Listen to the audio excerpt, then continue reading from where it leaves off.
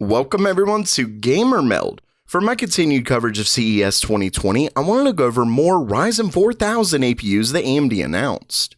But first, I want to thank Micro Center for sponsoring our trip to CES this year. Micro Center is a hardware lover's paradise because not only do they have some of the best deals in the industry, but they actually have local stores all around the country. And I'm really excited about this sponsorship because Micro Center is where I got the parts for my first build. So make sure to check them out in the description below.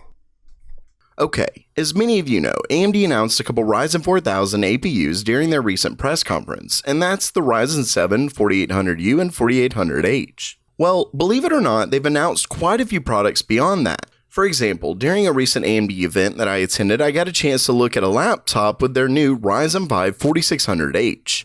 Unfortunately, I couldn't benchmark it because it was behind glass, but basically there's quite a bit more here than many think, so I figured this would be a good video to go over that. Starting things off, AMD actually released a couple new low-cost 15-watt Athlon processors. Unfortunately, these didn't get the Ryzen 4000 designation, and from a meeting with AMD, I can in fact confirm that these are first-gen Zen architecture, so we're talking 14 nanometers. Either way, we have the 2-core, 2-thread Athlon Silver 3050U with a base clock of 2.3 GHz and a boost of 3.2. Next is the Athlon Gold 3150U, and that's actually a 2-core, 4-thread CPU with a base clock of 2.4 GHz and a boost of 3.3.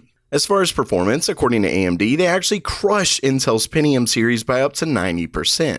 Of course, as always, it's best to wait for third-party reviews before saying anything definitively. Moving on, we have AMD's ultra-low-power 15-watt Ryzen 4000 processors, and most of you saw the 4800U on stage, but AMD released quite a few more, starting with the Ryzen 3 4300U, which is a 4-core, 4-thread CPU with a base clock of 2.7 GHz and a boost of 3.7.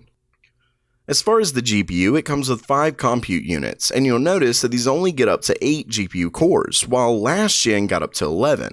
Well, according to AMD, these are updated Vega cores, and 8 cores is enough to surpass last gen's 11. Obviously, we'll have to wait and see if that's true or not, but here's to hoping. Next, we have the Ryzen 5 4500U and 4600U. Both of these have 6 compute units, and the 4500U actually has a higher base clock, but it doesn't include multi-threading, while the 4600U does. Lastly, for the low power end, we have AMD's Ryzen 7 4700U, which is an 8-core, 8-thread CPU with 7 compute units. Next, we have the high power APUs, to which, as usual, there's only 2. The 4800H, of course, but then there's the Ryzen 5 4600H, which is a 6-core, 12-thread high-power processor with a base clock of 3 GHz and a boost of 4. Now, as a quick reminder, don't forget that these are set for release sometime in Q1, and AMD is actually expecting 100+ systems this year alone. Basically, the company is seriously set to compete with Intel across the board. So while that does it for today, what did you think of today's story? Let me know down in the comments below, and definitely don't forget to check out Micro Center. And as always, have a great day.